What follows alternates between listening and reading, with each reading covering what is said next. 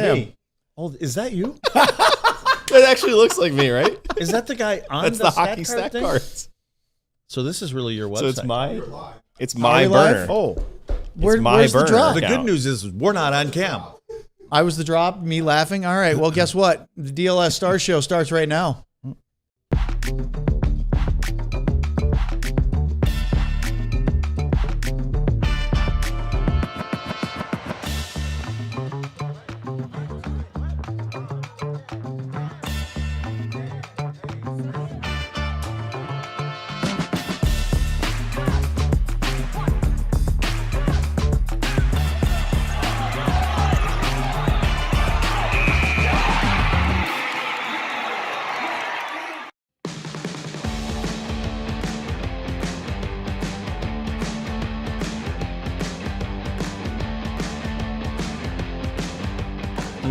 That is not fair. All right, so we're getting ready for the title card to end, and the thumbnail comes up, and Sam says, all gas, no brakes. That's how my stomach feels. That's how my stomach feels right now. And then you think about it for half a second, and then we start laughing because destroyer of plumbing over here. Boy, John was here earlier. Yeah, it was good Right? to see him. We saw- I almost killed him like I did with you going to the bathroom. Did you? We You almost both did a opened it head-on at the same collision? time, yeah. Then you could really truthfully say R.I.P. John. Do you think, this is a great question for Luds. This is the DLS Stars podcast. Welcome to Monday. Yes, by the way. Craig Ludwig, Sam Nestler, our producer Ryan Vaughters, I'm Owen Newkirk. Do you think, Luds, if in a head-on collision between John Anderson and Sam Nestler, that Sam should be confident that he wins that crash? I think he If would I go over were the top of me. Like a somersault. if I were John, again, this may come up on the topic today because I don't know what the hell we're doing, but there is a certain captain in the I knew NHL exactly what you were just saying. of the Colorado Avalanche you were gonna say. that I think if that collision happened, you would probably feel like that Oh, particular you think the captain. contact point would be the same? Especially with the brim of the hat. Yeah, especially. that's what I'm saying. We're actually going to talk about that in segment 4 today. We have some stuff ready because if you haven't seen Jared Bednar's comment, it's pretty hilarious. Oh, just you wait. Oh, yeah? I got a little treat for you today. Before we get into the show, Kendra, thank you. I have it. It will be delivered to Senor Haika tomorrow, assuming he shows up at morning He took skate. the optional today. So Well, I you did never too. know. So, You yeah. never know. All right. So thank you, Kendra. We will make sure it gets delivered properly. All right. Let's get to today's show. Before we do, yes, St. Patrick's Day is coming up very, very soon, and we have a fantastic merch lineup from All City. Luds was wearing his Day Drinking Champions shirt yesterday. We talked about the plural, Sam, between whether there's a reason for an S or not. In this one, there shouldn't be, because unless you have a Tree. team, he's on the top of the mountain already. Tree. I still don't understand what's on the little leprechaun. I think it's the sun, because the it's sun. day I believe drunk, it's the right? sun. Isn't that what it says? Day Is that what drunk. that I believe he's. I holding think the sun. he's got his make a hand better up. looking sun. Who else in the leprechaun say yeah? Yes, it's for sure the He's sun. not even holding it. He's got a thumbs up, Luds. It just happens to I be must have looking lost that Okay. shirt. I don't have it anymore. You had it? I had that. Nobody One. That's gave the me. sun, huh? I did I not don't get think it. I might have bought it when it was my first order. I might have had one of those. I never got a St. Patty's Day shirt, but I have just about all the Stars ones. So there you go. Okay. I want to get that DNVR one. You know. No jokes there. Boo. Boo, I love it. Coming up on today's show, we are going to do our 3 Dallas Stars of the week. We are going to hear a practice update from Sam. We have some fascinating NHL news and notes, including the aforementioned Gabe Landeskog unfortunate injury against the Dallas Stars on Friday. We'll get into all of that. But first, let's look back at last week's games. The Stars had points in all 4, albeit their record-setting, franchise record 10-game winning streak that was snapped in Game 11, but they got a point in the shootout against the Avalanche. Then they got the win yesterday against Chicago, so they're on a 12-game point streak. Tough week, 3 big games against 3 playoff teams. We'll talk about all that in our next segment. This week's opponents are very similar to the start of last week's, right? Oh, totally. Yeah, Okay. last week, Stars played the Canucks and the Flames on the road and had identical 6-1 wins. Then they had, the game of the week was the Avalanche game. Yeah. Is there anything that you guys want to talk about for the first 2 games? That was what got them to their 10-game winning streak, which extended the franchise. The record was 8. They blew by that to 10 with convincing victories over Should be both at 12. teams. Should be at 12. It really should be at 12. Your boy Ritzy Ritz.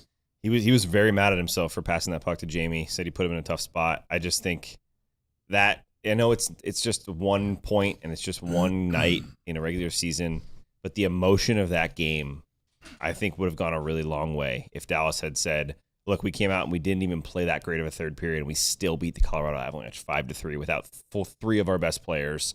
Emotional game, not having their new guys even in the lineup yet. That was a little bit of a statement on Colorado to say, like, we're ready for you again when we see you down here twice more in the end of the season. So luckily they have 2 more chances to put that statement down before the playoffs. But that one I know hurt. It did. And yet, Luds, you said this after that game and then again in the pregame show on Sunday, which is, honestly, that's one of the rare occurrences where maybe the result didn't matter all that much because the way they played, the way they went toe-to-toe with the number 1 team, and they're the number 2 team, they've surged back to second best points, second best point percentage, thanks to this point streak they're on, that maybe the skills competition result didn't really mean that much, albeit it ended the winning streak. Yeah, and I think if you have 96 in the lineup, he makes some kind of difference in the game. He has a little bit, Mikko's out of the lineup, and He's usually decent against and and again, a goal or 2 here or whatever it may be. I just think that they're the big boys, and they've proven it all season long. And they're kind of the measuring stick. It's what they are. It doesn't mean that that's going to be the case when you get to the playoffs, because as we know, things happen, things change when you get to game 83. So, but I thought all in all, I thought it was a great game. I mean, you know how I get a little anal every once in a while about little plays and positioning and things like this. A bit. Did we get that clean? Oh, thank goodness. What? Anal? What do you mean get it clean? Oh, you can't say anal either? No, you're just the gift that keeps on giving. Well, I didn't know that. I mean, the doctors say it all the time. No, you can say it. There's nothing wrong with it. It just means don't say it as much. He's going to record it and you use mean it. that? Oh, so it is recorded. Oh, okay, so I'll say it one more time. Sometimes I get a little anal. There you go. That's a clean one. That's a clean one for you. That time with eye contact. But I think if you just sit back in that game and try not to get involved in all the little things that happen in a game that aren't good, it was an excellent hockey game. Yeah. I mean, I think for viewers it would have been a great game, and it does tell a little bit of a story. It's like a lot of people are saying we want to see this matchup, and whenever it is, we don't want to necessarily see it in first or second round. Ideally, we could see it in the third round, but that's not the way it's set up. So, and it's going to be. It's always disappointing, no matter what side you're on, is when two good teams meet early and somebody goes home. Not the way we like it. It was literally the first impression I was during the middle of that game on Friday, which was, I'll bet you, because the deadline was over, and this was a marquee matchup on a Friday night after a not super busy trade deadline day, although there was plenty of stuff that happened throughout the week leading up to it in the last couple days. But we didn't have the Mikko Rantanen blockbuster. I mean, Nazem Kadri at the bell was probably the most surprising. But I had this feeling that there's got to be a lot of hockey neutrals out there watching going, give me more of this. I want this. Until Sunday's Buffalo-Tampa probably blew the doors off of, we want more of that. Because that was. But to be fair, those were 2 tired teams just angry with each other. Yep. And that was great. But these were Colorado and Dallas, 2 teams that were fresh, that went hard at each other. And the thing that I think is really fun, because as much as we would have loved to see Dallas take that lead, carry it, and turn it into a 6-1 blowout, the fact that the number 1 team in the NHL pushed back, got back within a goal, Dallas hung on after I thought they were the much better team in the first. I thought Colorado, the goal that we go, that goal, this little bit of a softie from Natchez, we go, okay, well, that got him into the game. But by the time Ritskovian made the pass, like they were within seconds away from a really important win against a great team, not the definitive win, right? It wasn't, you win that one 5-3, you have bragging rights for the rest of the year. Yep. But you make a statement. I think they made enough of a statement anyway. I agree. I think they did. I think the big one for me would have been if they do find a way. That's a game where they got completely outplayed the second game of the year and they still won in the shootout in Denver, and a game where they got probably they got a little too defensive and got shelled a little bit in the third and still found a way to win. I think that's the key that I was looking for. Is like, hey, we own you so bad that no matter how you play and push, we're still going to find a way to win against you. And that's already in the minds, at least of their fans from the years that passed in the playoffs. But the one thing I will say, I think Tyler Myers said this either yesterday at practice or yesterday in the game, or it was at practice the day before that. He said, I was surprised with how many players were making plays out there on Friday's game. And that was a key where if you watched, it wasn't just chaos. And as you Tampa, Buffalo, it wasn't just fighting and hits and one big play here or a breakdown here. It was a lot of playmaking all over the ice. And I think that's the difference where you really see like, okay, these teams are here, right? Like, well, and let me carry that to Luds then, because Tyler Myers played every game for the Canucks before the Olympic break. Then they decided for roster management purposes, hey, we're going to try to trade him. We're not going to risk his injury. So he sat out. So Tyler Myers spent a couple of games after doing the warm-up watching the Vancouver Canucks play hockey, and then he sat in the press box and watched the Stars and the Avalanche. Yeah, that would be a talk about that difference. holy balls moment. Right? You know what I'm saying? Like, Yeah. Boy, we're talking different, different and the scenarios. arena's loud. And you're like, are we in the same league here? Yeah. Well, but again, he's played against Colorado enough to know what that team does. I just think that when you guys are talking about those two teams and when you say about making plays, when those two teams meet, Minnesota's a team like that now too. Tampa's a team like that. Carolina's not necessarily a team like that, but they're puck possession teams. They believe in puck possession, and instead of giving it away, but I think what happens is you have to understand the game and the tempo of the game. There are times when it's a 2-on-2 at an offensive blue line, you may just want to soft chip that and go to work. But when you have the advantage, we don't want to dump the puck in and then have to try to go and get it, especially when you have the Tays and Makars and guys that can get back there and make good plays. So, excellent game, and I think fans would really appreciate and enjoy watching a possession game from two teams versus a dump and chase game. I think everybody would. Yep. Fortunately for me, when I played, it was more about always a dump and chase game, and it was really on territorial play. Like, we're going to spend more time down there, which I think is still old school for Rod Brindamore in Carolina, because that's their analytically that we watch them all the time. Pucks go to the net, pucks go in all the time, and they go to work. And they're one of the best teams in the East right now. So just different philosophies. Can I ask you about Colorado real quick? I just had a random thought. I was thinking in the press box. Do you think if, let's say Nathan MacKinnon was hurt? No. Oh. No, like call it Rantanen, whatever it might be, just a player that's not necessarily the speed and everything, like not McDavid McKinnon's speed. Do you think Colorado is nearly as good, even if he's just as skilled but doesn't have the speed? Because I was noticing during that game that so much of their offense relies on Nathan MacKinnon just picking up speed in the neutral zone and driving. What does Connor McDavid do? It's the same thing. Picks up right? speed in the other zone, and he is Mach 1 by the time he gets to the almost center like you line. don't need a system at that point. You just need him to How do drive those two everybody compare off. with Rope Hintz in terms of that ability to generate speed and back people off?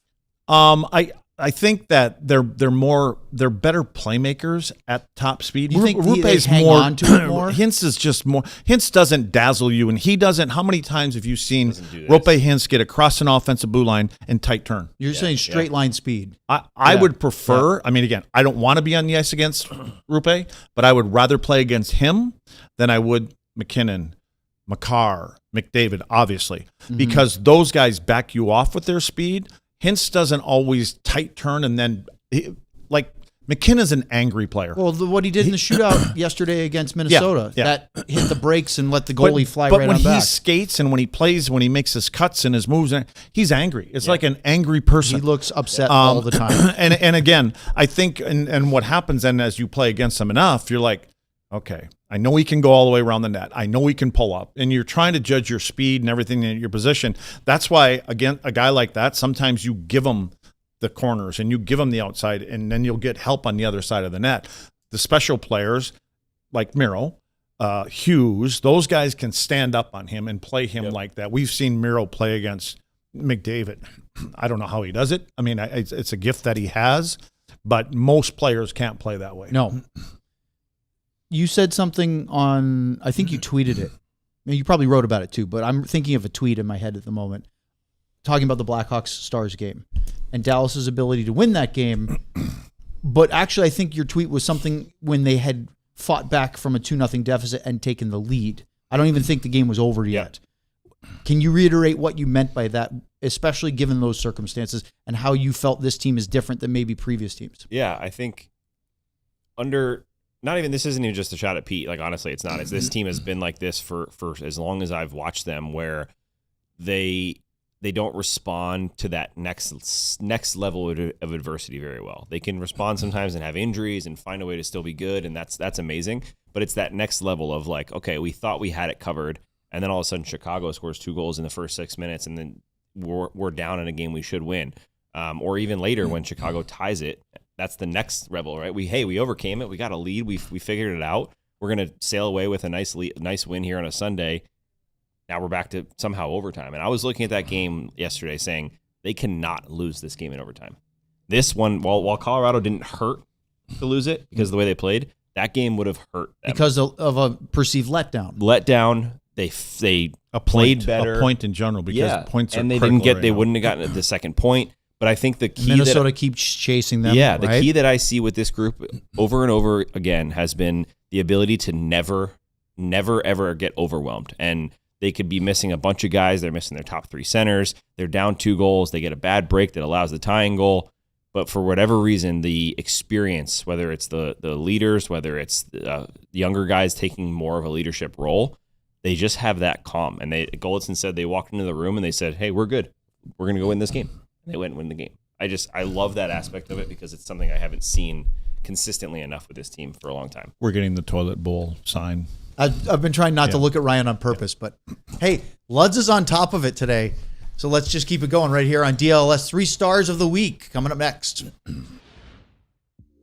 You've heard me say for a while now that Wild Fork Foods meat and seafood market is fantastic, but the truth is it is.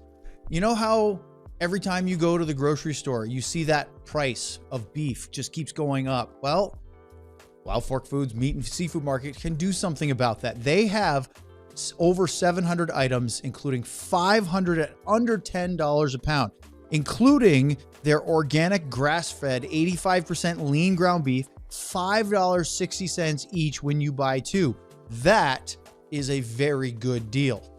They freeze everything, but not just freeze, they blast freeze everything at Wild Fork Foods meat and seafood market. It's true, and it actually maintains freshness. It's easy to prepare. They have a very knowledgeable, friendly staff of butchers that will help you, and of course, everyday low prices. Frozen is fresher at Wild Fork Foods meat and seafood market.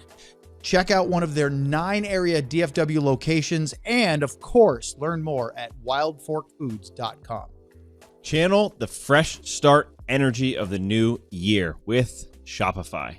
Shopify is where it's at for building a business, e-commerce, all kinds of cool things. And the store here at DLS and all across All City is run by Shopify. Shopify gives you everything you need to sell online and even in person. Millions of entrepreneurs have already made this leap, from household names, small companies, to first-time business owners just getting started and rising all the way up. Set it up fast with Shopify's built-in AI tools that write product descriptions and headlines and help you edit product photos. It does it all. Super easy, very intuitive, really easy for you to get started. As you grow, Shopify grows with you. You can handle more orders, expand, and do whatever you want to do. In 2026, stop waiting and start selling with Shopify. Sign up for your $1 per month trial and start selling today at shopify.com/allcity. Go to shopify.com/allcity. That's shopify.com/allcity. Hear your first this new year with Shopify by your side. Hey, Owen Newkirk from DLLS here. That's better than what Lud said to start the first segment. So much, I didn't know where that was coming from. Just wait till that one shows up. That'll probably be on tomorrow's pregame show, I'm guessing, because Ryan's already written that down. All right, 2 minutes in, Lud says a few A words that can be used cleanly. Yeah. Let's go to the 3 stars of the week here on DLS. I apologize. You don't owe an apology. No, that's an A word. That's true. This fan is quite nice. All right, 3 stars of the week. We begin with our very own Sam Nessler. What did I pick? Ryan, hit me up. Oh, yes. Let's start with the I always start on 3. The new guys. Yeah, you got to build up to 1. They got acclimated into the team there. Amalgamation. Got to watch the game on Friday. Got to play in the game. They were both okay, right? Nothing crazy. And I think they had a couple decent shifts. Couple shifts where they look a little out of place. I know Myers is going to take more time for him, mostly because he's 8 feet taller than Michael Bunting next to him in that picture. But good to have them here, right? We know we're excited to see what they can be. And we'll talk more in the practice update part about Glenn and what he thinks Myers could be on the lineup. Second is my boy Justin Ritzkovian. He impresses me more and more every game. You can say you're just a huge Ritzy fan. I really am, and I love the way he plays the game. I love the way he approaches it after too. He's very calm. He takes things hard when he needs to, but other than that, he's like, I asked him the other day, I was like, you really took your time on that goal. Remember when he took? Oh, he dusted it twice. And he said, if you have the time, why not take it?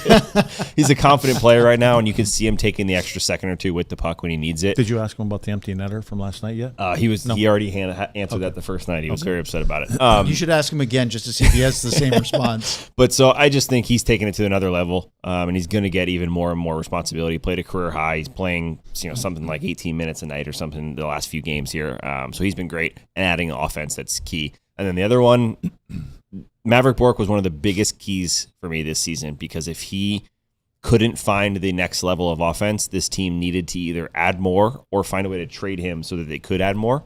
And I think we all could agree that a month to 2 months ago, we're thinking number 22 was at the top of the trade target board because he was still showing but not proving it over and over again. Since then, he's been one of their top players, and he's been consistent. He's playing, I think he has more points than Logan Stankoven, someone pointed out to me this morning, on the season. So if you want to compare those two, but he's been very confident. Same with Ritz. They've just been very confident. He's making that extra offensive play that he wasn't making, and he's finding a way to drive play no matter who he plays with. He doesn't just have to be with Robo and Wyatt Johnson to make the plays. He can be down on the third line, and he's still finding a way to put pucks in the net. I just think that can't be understated how big that is for this team. How many points does Bourque have? Correct me if I'm wrong, Craig Ludwig. Okay, no. If you don't know, it's okay. I'll look it up right now. This morning. So Stankoven has 11 goals, 17 assists, 28 points in 63 games. 13, 16, 29 for Bourque. How about that? He's one more. But hey, one more means you're winning, right? All right, my turn. Let's start with, as Sam liked to say, the third star, Matt Duchene. He had the most points of any Dallas star this week. Why did I make him the third star? Well, because I didn't think he was as impactful in the 2 home games as he was in Vancouver and Calgary. And take nothing against him racking up 6 of his 7 points in those 2 games, including a 4-assist night in Calgary. But scoring goals against the Vancouver Canucks and Calgary Flames right now count the same. But the impact a little different when you play the Avalanche especially. But look, Duchene was great. He averaged 1.75 points per game this week, 54.8% faceoffs. He was just over 16-20 of ice time, and he continues to do all the things. The only game he didn't have any points was against Colorado, and it wasn't for lack of effort. It was just that was a tough game. He didn't get quite as much, but he was very, very good. And we are very, very happy that Matt Duchene has found his game here since coming back from the Olympic break especially. But even going into it, he was really feeling it. Maverick Bourque, Sam had him as his number 1 star. I had him as number 2 this week because, look, 6 points in 4 games, points in all 4. I think that's really important, is the consistency of getting offense, because as much as Bourque before that was doing good things, he was upset he wasn't contributing offensively as frequently and as consistently. And now when you see that, now again, look, his game is not only predicated on scoring, but when you have points in every single game, and he's getting more ice. And now, of course, he's one of the benefactors of Hintz and Rantanen being out of the lineup. He's getting more ice time. He's playing on that line with Robo and Wyatt, and he got bumped when Hintz came back, and then Hintz got hurt. He was still good. Back up he goes. My number 1 star, Miro Heiskanen. Miro had points in 3 of 4 games this week, and that's nice. But the big one is he snapped a 27-game goal drought against the Colorado Avalanche. Then he backs it up with a goal in the next game in overtime to beat the Blackhawks. Look, Miro does all the other things well. He plays, like last week, he averaged 24-21. He's on the ice all the time. He was low. Tied with, I believe it was with maybe Sam Steele with a +6 rating. Can't remember. It might have been Robo. No, I think it was Robo because Robo had a ton of points. He had 6 this week. He just didn't have any against Chicago. But Miro does so many things well, but then those 2 goals, the big one against the Blackhawks, of course, very important. Quick honorable mentions. I have 4 of them. This is one of those weeks where everybody was contributing, and so it was a little trickier. Helps when you win 12-2. Casey DeSmith, 2 stars, 2 wins. Yeah. His numbers weren't amazing, but he got the wins. Liam Bichsel, first multi-goal game of his NHL career against Vancouver. Bastian, 2 goals this week and 3 in his last 5, literally doubling his season total in goals up to 6 now. And then Ritzy had an 11-game goal drought, and then he scores a couple of big games, and those are my 3 stars. Luds? I like everything you said about Miro. I kind of went a little bit different than I normally do here, and I'm only going to allow people to go ahead and take a guess at who you think I went with my number 1. Is that an actual silhouette, or is that just a picture? Or is that just you'd have to ask Ryan. Ryan, is that any sort of hint or no? Okay. No hint. No. All right. Okay. I went with Esa as my 3rd, only because we never talk about how good Esa Lindell is. I mean, he just flies under the radar. I was thinking this morning, years ago when he was drafted, and I believe him and Klinger in the same draft. Come about the same time. You don't have to pull it up, but I don't remember. Anyway, draft. Shane Churla, fan favorite, former Dlls star. Esa was a 3rd rounder in 2012. Okay. I want to say Klinger was 2010 6th round pick, right? 6th? But I mean, were they in the same draft? 5th round 2010. Fifth, it was 5th. That's 2 right. 2 years apart. So John was 2 years earlier. Anyway, I remember Churls telling me something. There's a couple defensemen that we're going to draft here in the next period of time, and one of them you're really going to like. And I had heard about Klinger. And then after I saw him play I'm talking about SNL. I saw him play his first game, and I said to Churls, I know who you're talking about now, because I just think he's so underrated. He has a way of managing his minutes, plays just about complete PK time in a game. Yep. I think that if there's probably 20. I mean, with the exception of a Hughes and a McCarr, there's probably a lot of teams that would say I want that guy right there for different reasons, but obvious reasons. And then I went with Miro for basically everything that Owen said, but I think he's underrated too. I do too. He flies under the radar. He does so much. He doesn't get all of the points, and because do you think why he's under the radar? So people want him to be in the Cale Makar point level? Well, I think if you want to win that award today, that's what you do. But see, Miro is a pass first kind of guy. We've seen him shoot a little bit more this year, and so anyway. He's always the guy giving it to the players that he feels a little bit better. And he's smart doing that, because obviously Rantanen, Robo, Wyatt, they all have more points, can put puck in better than he did. So these are just 2 guys to me that we don't talk enough about. And just, again, many minutes as they play, especially Esa for me. I mean, Miro gets the hype. His name is out there around the league, right? Esa does not, well, and they're the should. foundation of this blue line. Oh yeah, they're the heartbeat back there, and the goaltenders appreciate it. Now, number 1, I'm just letting you go ahead, think about what I would say, and then I think I don't know when we're revealing it, but when are we revealing? Can I ask you a question? Oh, we're doing it right now. Okay, I'll ask him a question and then we'll reveal it. I like how you ask him if you can ask a question. Yeah, it's more my way of saying. Can ask you 2 questions. What's the second? Do you think there's any downside to Esa Lindell playing the full 2 minutes shorthanded? Not for him, because I don't know if you noticed this. I've only seen it twice. So twice out of the amount of times I've looked for it the last couple of weeks, probably not very many, where he makes a mental error towards the end. Well, those are tired.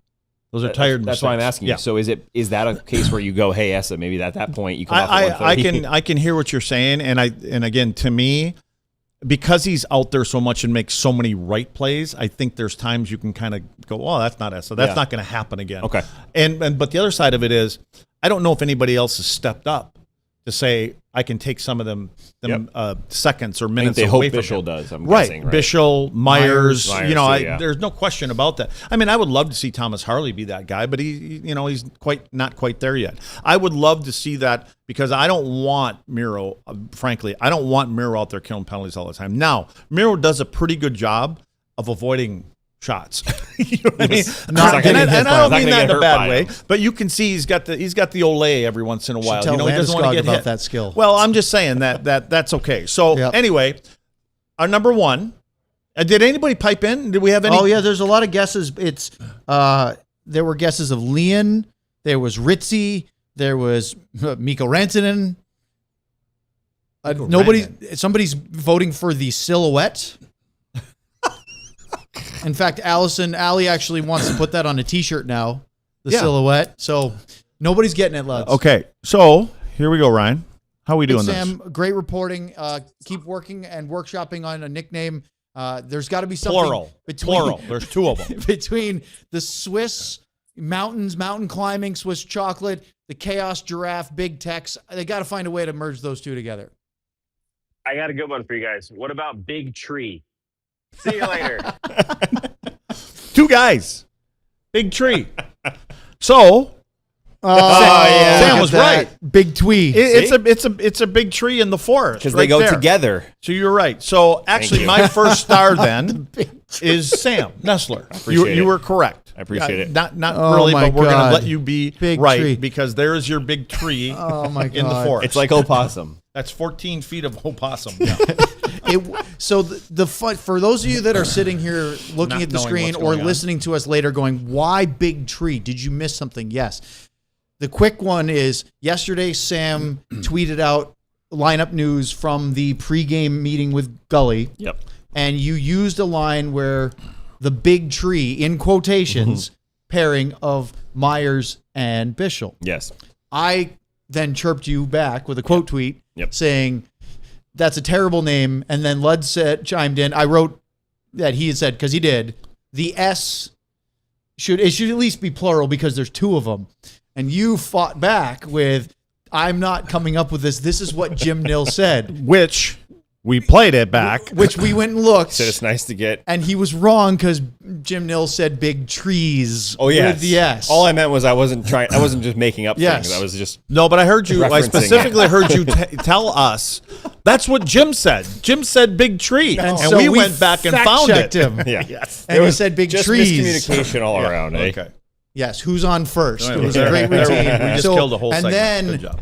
Allie said to us on Twitter, our great diehard Allie, that sounds like a Frenchman trying to say the word three. Mm-hmm. Exactly. That's what And Carbo then would say. Luds 1, made 2, the 3. Guy Carbonneau joke on our pregame show, and we all died laughing. I mean, It was you don't fantastic. have no idea how many times that we're sitting in a bar and there's a couple of us and Carbo said, "Just give us tree."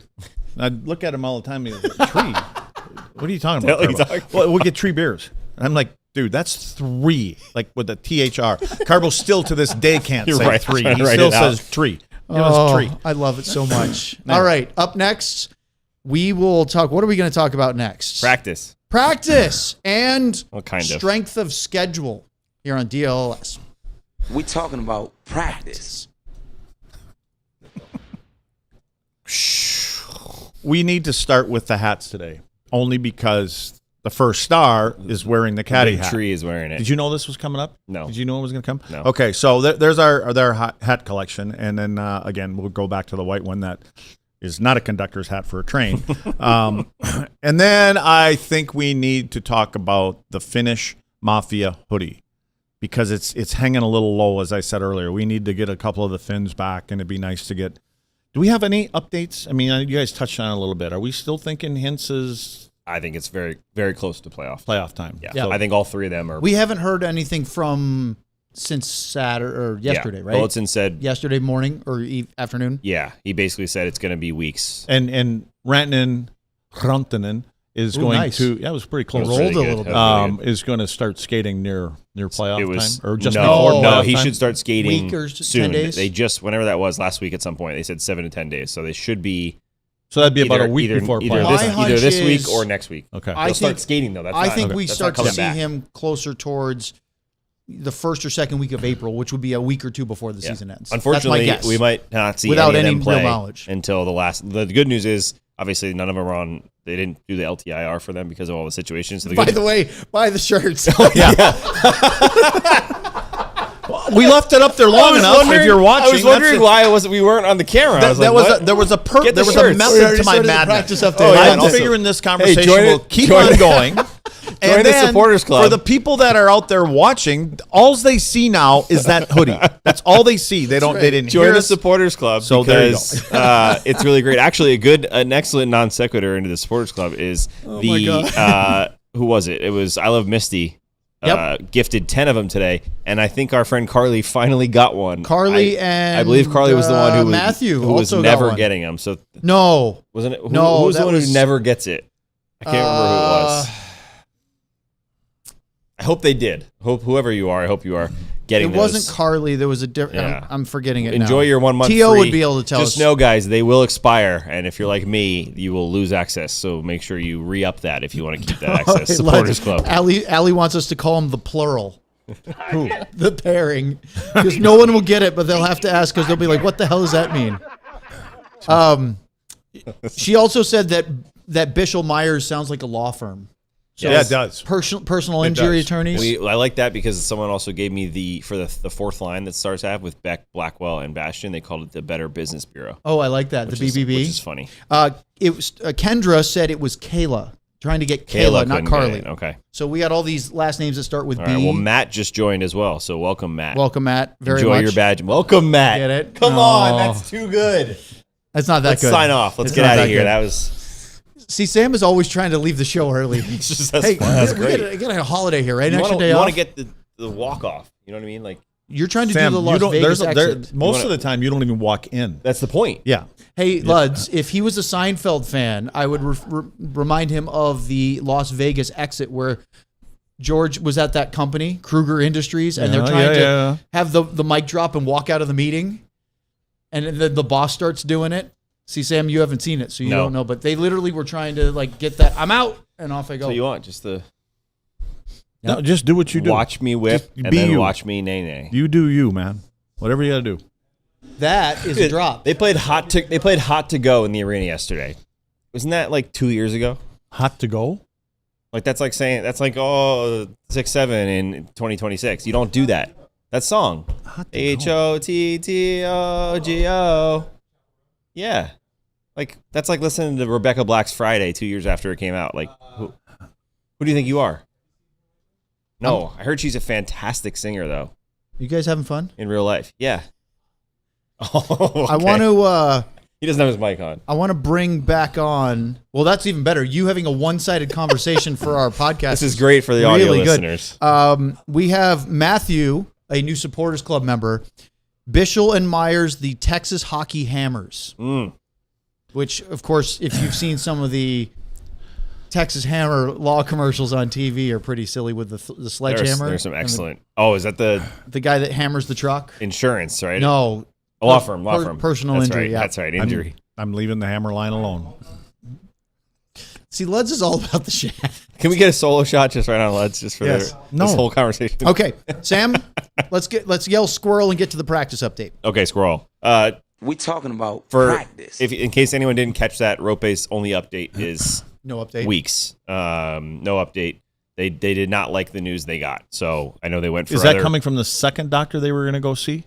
No, this was A second opinion? I should yeah. say? So this Saturday is when they said they wanted to get another opinion. Sunday. They told us it was a few weeks. Did at least. they get that second I think he opinion? was supposed to go on Saturday. So yeah. Okay.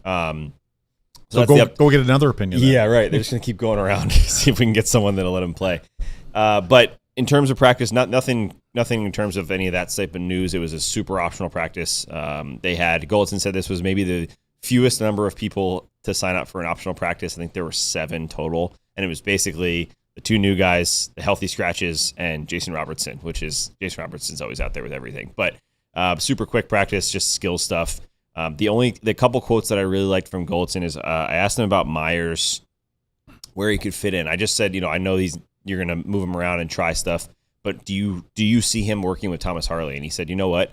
I do, and it could work, and we'll probably try it. However, he was very quick to jump right to Nils, which was going to be my next question. Okay. He said, I actually really like the way Nils is playing, and not just in the sense, I asked him with his size. Obviously, he's already a step behind other bigger players when it comes to playoff time. And so I was saying, how does his game overcome that size? And he said he's become more dynamic now, where he's not just avoiding making a mistake, or he's not just making the right play and making it really simple. he's taking the extra second, kind of like what I just said about Bork and Ritzkovian, where, instead of just making that chip up the wall, which isn't the wrong play, he's taking that extra second to read it, make the DDD pass, or make the easy pass to the to break the forecheck into the slot and get rid of the pressure. And I think that's taken him to another level. And the other side of it that he has, the big thing he has that, Myers has it a little bit, but is the skating. The ability to get up the ice quickly has helped Nils. And we've seen him score some highlight reel goals early on when he was first here with Dallas. And we thought, man, this guy's going to be Thomas Harley. Like, he's got the skill. He can fly down the wing. I think him finding that balance has been key. So as of right now, they're going to keep that pairing, and they seem to have confidence in Nils. Does that seem like something that you agree with? Yeah, I do. I mean, I think what Gully's trying to say is Nils isn't playing safe anymore. Yeah. And I think that when you play, and a lot of your game is I don't want to get taken out of the lineup because I'm trying to make this play, and all of a sudden it turns into something going the other way. So you do go up the boards, you go up the wall, you get to the red line, you just dump it in. And this is a team that likes to have the puck. And so now Nils is making those little passes here and there and outlet plays. And I think that's what he means by, now he's a confident player where it's only going to come into play for him his size in front of the net. That's the only place that's going to come in. If they end up going, man, we're getting beat up in front of the net here and they're getting too many chances in front of the net and it just happens to be on Nils' side, that might be the only thing. But otherwise, he just lends to the way that these guys want to play the game. It's funny. I think it was yesterday, right? Bertuzzi's on the Blackhawks, right? Yeah. Games are blending together for me. But the Bertuzzi goal, the deflection, Nils was actually in a good spot. He had his guy blocked out. It was Harley that wasn't. Yeah, Harley never even looked at it. Isn't that funny though? He never looked at it. We were worried about with Nils for so long. Now, what Nils has got, I would say this to Nils. I mean, he did not make the wrong play, but he needs to. But basically, when you see that your partner has lost where he's supposed to be, now you kind of play in between. Because he was just making I got my guy kind of thing, kind of like man on man in a way. Shut him I off. got my guy. But again, this isn't on Nils. This is more on Thomas not having his head on a swivel and allowing, a big guy like that we know somehow finds a way all the time against Dallas to put one in the net again. Yep. And the other thing, I'm curious, both of you guys, if you've noticed this, because Golitzin made a point of talking about what they were focused on during that mini camp they had post-Olympics. And he said the two big things, he said we didn't make any drastic changes, but the things we worked on a lot were line rushes for, which he always talks about, line rushes for, line rushes against. They wanted to increase the line rushes for numbers and get that in a better area. But the other one was weak side deactivation. Have you seen that more? Yeah, you notice it, and you can see Myers is going to do that, but you see a lot from Bischel. Okay. Bischel, when you watch Bischel coming, when that pass is made, whether it's from him or somebody else, and it comes up the right side, Bish is gone. And Harley's always been gone. Miro's always been gone. Yep. So I think what you're trying to do is we want this to be all six. But part of that is being able to read the situation. A lot of times, for instance, Coco Cabana in the offensive zone will start to take off before the puck is even exited the he's zone. anticipating, and but so he ended up a little bit. He had a couple come back him. So you have to kind of be able to read the play, and you have to know it because it's not a green light. As soon as it goes over here, you're just taking off. So he wants him to read the situation. Yeah, yep. We want to, and again, you want a 4-man attack because there's always good numbers coming back generally, and there's always 3 guys coming back in the zone, and it's usually the late guy that comes across the offensive blue line becomes the most dangerous one. T.O. wants a picture of Sam standing next to Tyler Myers for size comparisons. We could put him on your knee. He's pretty big. Yeah, he's pretty big. It's pretty big. Last thing I've been having a lot of fun. I'll do some articles on this, I'm sure, and we're hoping maybe this summer we get the equipment staff on the show because the things I've learned from those guys, they're so smart, and Denny's obviously been doing it for so long. But just learning the little things about how everything works has been really fun. So we'll have some more content on that. But the one I took away today was since it was super optional, I was just kind of walking around looking at people's gear, and it's hilarious to see. I learned that Capobianco doesn't wear a cup. Yeah, there's something wrong with that. Only player I think on the whole team that doesn't wear one. He's a defenseman. Well, there's something wrong. That's with pretty it. scary. I think Gabe Landeskog, and I keep bringing this up. He's going to wear one. About it. That's probably why he leaves the defensive zone so quick, so he doesn't get hit in the nuggets on the way back. That's a terrible idea. Yeah, it's a bad idea. That's I'm just horrible saying. idea. It's a bad idea. But the other one is I was talking about skates and who wears what and how they. How long it takes to get new ones, whatever. And he told me, there's one player. Most guys just get the newest or newish model, right? There's a new one. It's Bauer. Let me break these in. Let me check them out. So Maverick Bork has the brand new Fly Right 2. I can't remember the name of them, the Vapors. That's Bauer. And I looked over at one player, and they were these big, clunky, ugly-looking ones that just looked out of place. Like the old Lang skates? They weren't that old, but they were very wide boot and just kind of weird-looking, and I was like, those don't look new. So I asked, who's the one who is wearing the skates the longest? Who would you guess? who's wearing the oldest skates. They're from 2017, I think. So they're not like 30 years I would old. guess Jamie Benn. I was going to say Jamie too, and then I started thinking about Essa, but I think Jamie would probably be. He's more of an old school guy. It's Jamie. Yeah. They said they try to get Jamie to move on from his gear, and he just refuses to do it. I wore 4 pair of skates in my whole career. And Tyler wears 4 pairs of skates in a week. Eight games. Yeah. He wears literally, I think, a new pair every 2 games, I think is what they do, crazy. which is crazy. Yeah. What you should do is go around asking about the skate hollows, Oh, yeah. because Miro skates on a 1. Yes. Which is crazy. The more a curve is in the skate blade, right? The Concave. AKA the deeper the concave hollow, the more it bites and digs into the ice. It also makes you slower because it cuts in, it doesn't glide as much. So a lot of guys that want to have that real sharp edge will have a deeper hollow. Miro has a 1, which is not flat. Basically a but piece of wood. It's and to watch him, the tight turns and the quick agility stuff that he does with a hollow that flat is remarkable. Yeah. They train. But he's not the only one that does train that. on it, and then that's a benefit, right? Because if you can skate that good tight turns on that, it also means you're skating off faster than people. Well, in you the I'd glide- love to distance, answer right? your question, but I was never in that category. You glide on the What do you ice. skate with? You know? Oh, yeah. Yes, he gives it to Andrew, and Andrew. Yeah, I sharpens skate with skates. Andrew sharpening. I skate with a little slower. I never wanted any kind of hollow because the more it is, the more I dig in. And the It's slower bad you enough be, to- yeah. So You don't want to any feel like you're in slower, you quicksand. call it stop. Up next, well, I'm going to bring up the flat, strength of schedule real quick, and My then legs we just got slide to talk out. about Gabe Landeskog, some NHL news and notes You got to here get the on puck out. DLLS. You got to Right. chip it We're out. talking about practice, not a game, not a game. Wipe. All right, 2 minutes of Sam and me, talking about Die Hard. You got anything? No, I'm kidding. Sam Sign and up to me. be. It is me because Sam and I went to the movies. Sam and me talking about it. No, it'd be Oh, it'd I'm be talking different. about Die Hard. Sam and I. Yeah. Talking about Die Hard. Nice. It's the first time. I grammared him. You did. I can't believe Suck I got it. that wrong. I'm sorry, Mom. She used to correct me all the time. It's okay. I'm a writer. Are you?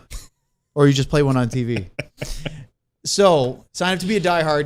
QR code below Lutz. He's already on top of it. He's been pointing at it like a waiting for my golden cue. retriever over there. Just like, hey, it's right there. Scan that. It goes to our website, alldls.com, and you can sign up to be a diehard. Support our show. That's part of it. The other part is all the benefits you get for the top level of subscription here on DLS. For a nominal fee, you get a free t-shirt for your first year of your annual subscription. Could be this Otter shirt I'm wearing here. It could be the hat. Well, that's not a shirt. It's not the Miami Hurricane Let's shirt. go. But you could get a discount on merchandise, including Sam's hat. Yep. 20% off merchandise for diehards. You get access to the Die Hard Discord Lounge, which is kind of like the chats we do live, but for only diehards and all the time. Even during the show, sometimes there'll be. I hear people will do chat and Discord Yeah. at the same time Yeah. during our live shows. I can't follow either. What about the writing stuff? Plenty of writing when you become a diehard. You get access to all of the writing, including what's behind the paywall, which is always going to be the diehard questions, the mailbag, the exclusive interviews. All that stuff is always going to be behind the paywall for diehards only. But also, if you become a diehard, you can get into being part of those articles as well by submitting your questions, whether it's for our Discord channel that we do, or whether it's for my articles or anything like that. You get access to all the writing across all of our networks and ad-free. So join right meow.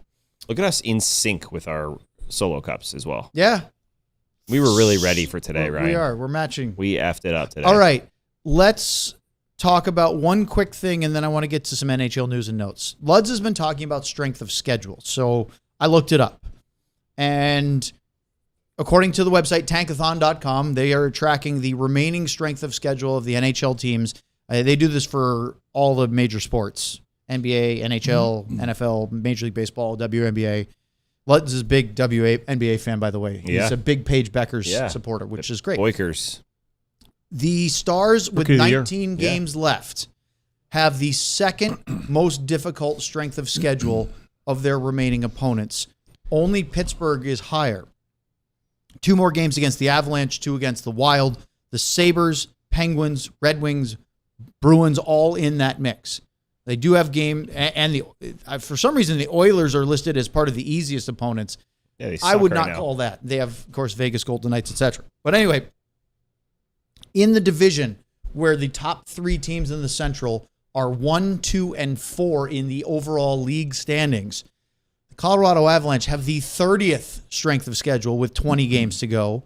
Their hardest games, according to Tankathon, 2 against the Dallas Stars and 2 against the Pittsburgh Penguins, because, as I told Luds yesterday, Sam, they have a game against the Canucks, 3 against Calgary. Canucks have a good team this year. 2 against St. Louis, and 3 against Winnipeg, just to name a few. They have a much easier schedule. Still have to win the games. Winnipeg is knocking on a door. They've won 3 in a row. They're 5 points out. Yes. 20 games to go.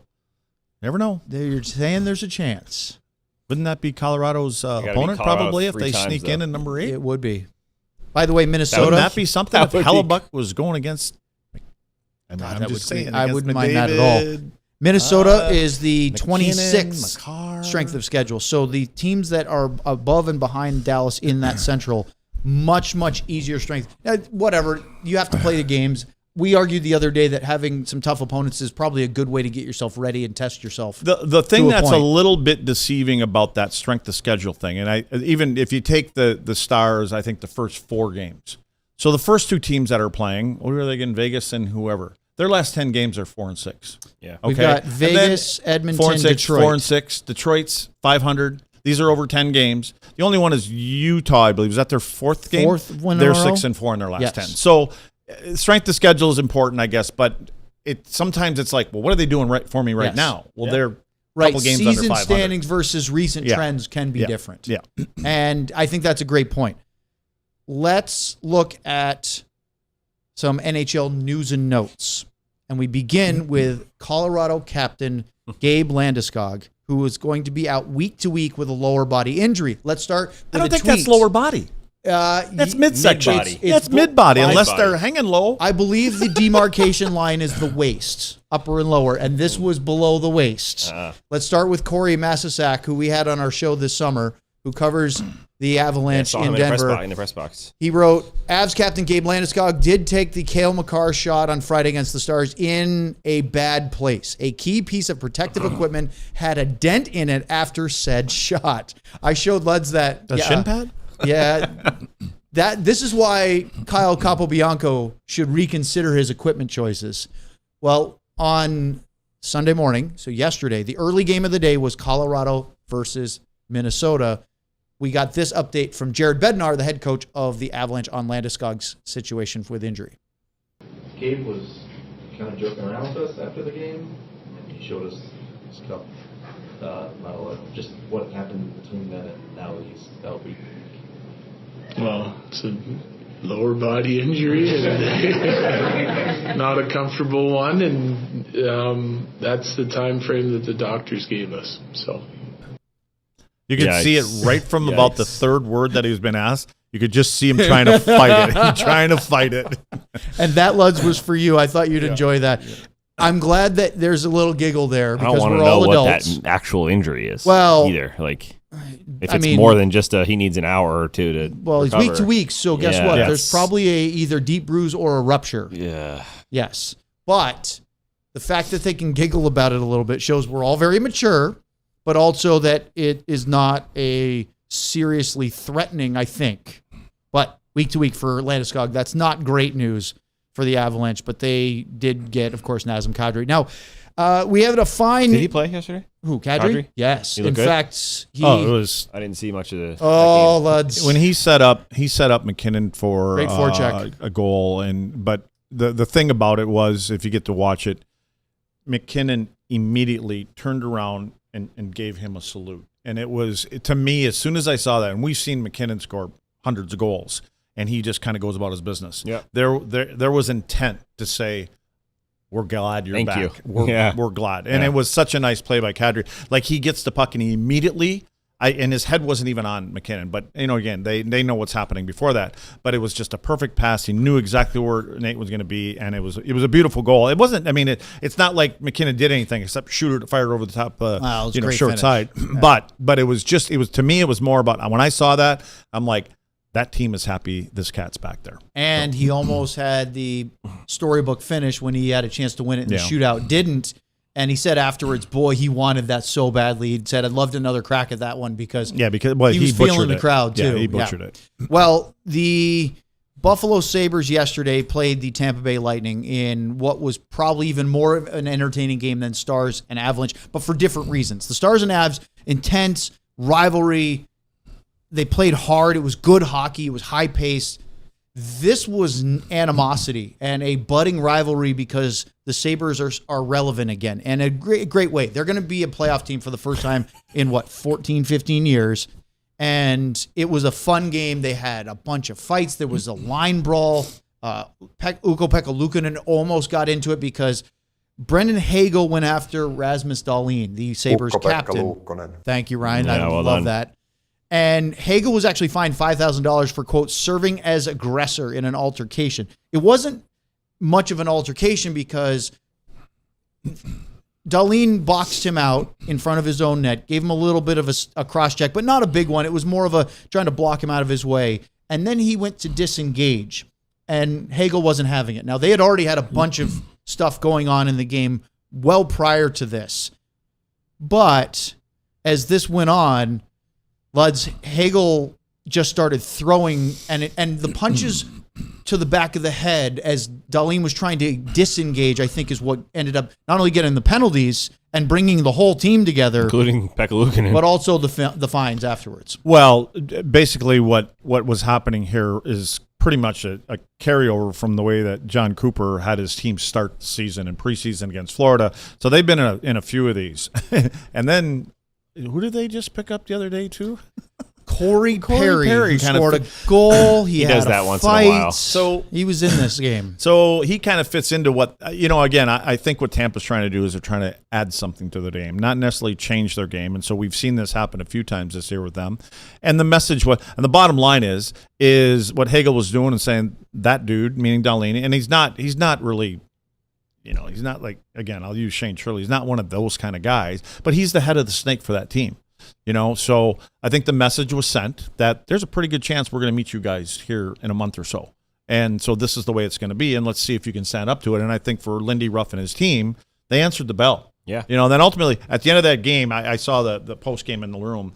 Dahlin was the guy that got the whatever they do, the player of the game or whatever, whatever you team call it. award. Like team the Stars award. have the cowboy hat. Yeah. So I just think, if you get a chance to watch Lindy's thing, and he's got a smile from ear to ear. But on the other side, Coop had an interesting post game interview too because he was smiling. So it wasn't about the end result of the game. It was about the process, I think, for Cooper, where his team is getting to, and they're not shying away from that part of the game. They're going to be part of it.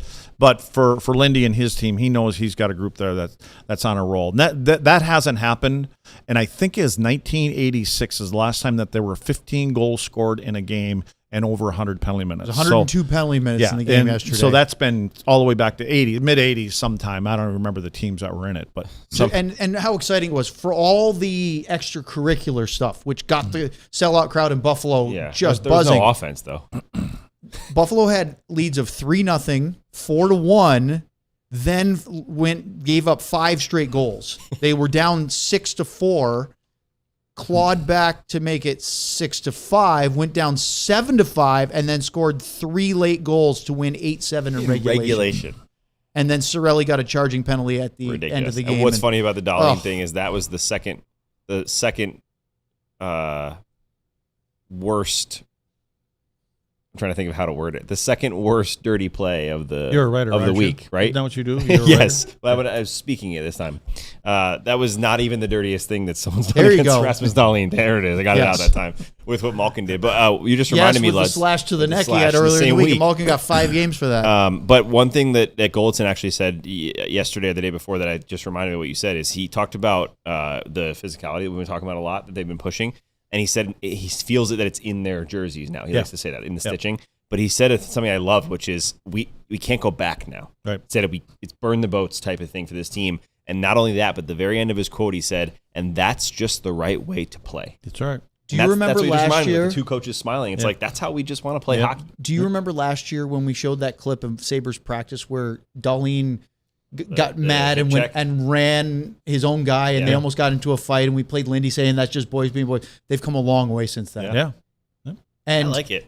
I mean, again, as a coach, you're loving it, especially this time of the year. do you have any take on this can't just be Jarmo Kekalainen coming in as the GM? Yeah.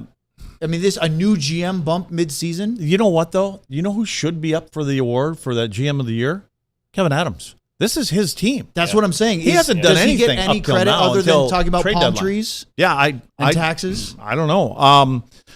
You know, sometimes just a change in something, and I don't even know when the last time a GM comes in and it makes a difference on the ice. It's always the coach bump thing, Right. So maybe there was just a lot of negativity around there, you know, with moves that weren't made or going to be made, and maybe it was the ownership who came in and finally.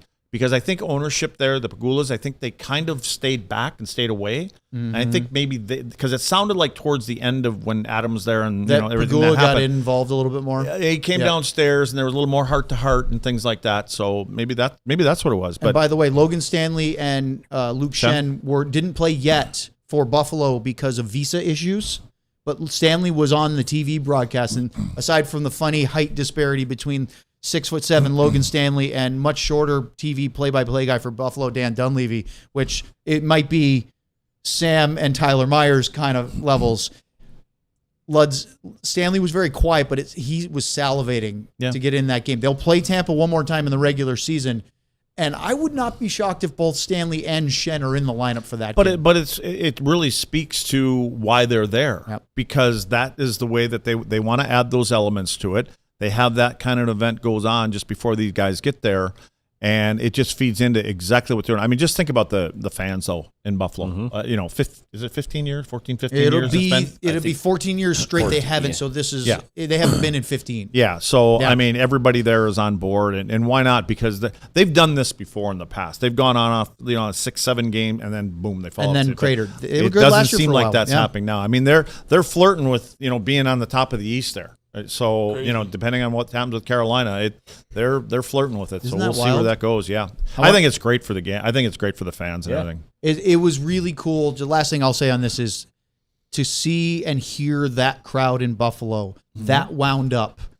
Feels like it's been a long time coming. What would be the ultimate is it ends up being a Buffalo-Dallas finals, and then Lindy loses again. And Lindy's there, and Lindy loses again. You wouldn't enjoy that at all, They would call you? Brett Hull back. Smile. He plays in the Stanley Cup Just final. have him be the ambassador. Just sit on the bench. he's Drop the puck or something like. How drop many- the puck how here many in ambassadors Dallas is it gonna be? in Game 7? They should have Brett Hull. If that was the case, Hully should be in the lower bowl suite, right at the red line, right across from the benches, so he can just stare daggers at Lindy for 60 minutes a night. I mean, it just brings back the whole float thing. Neil said, I'm getting a float for the alumni. Maybe OCC could build another chopper I could ride through the there you event. go. Yeah, none of these guys, I'm sure. Call Tilly and see if he can get you a ride around in a helicopter. He wants me to go to Fort Hood with him on There the you go. 19th. I don't know what's going on in who Fort we were Hood. supposed to go with? Sam, last year. I want to finish our NHL News and Notes in our show today with a little fun for you. Okay. I want you to tell everybody your thoughts on the LA Kings big jersey number change news again, as we have a photo here of Artemi Panarin and their mascot Bailey. They are no longer sharing a number. Artemi Panarin was going to wear a different number. Bailey was going to keep the number. Then Panarin gave Bailey a Rolex, despite him being. Do you know the why mascot. he didn't pick 10? I don't actually. Corey Perry. Oh yeah, of course, yeah. Out of So respect for Corey Perry Perry. kept it. Yep, and then he Corey got traded. Perry gets traded.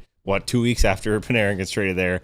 So Panarin's, while the ride has not been smooth, he now at least has his number to wear in LA after they fall from grace over there in Hollywood. And in case you're wondering, why is this such a big deal? Is Panarin wore 10 with the Rangers for 6.5 seasons. He wore 9 for 2 years with Columbus.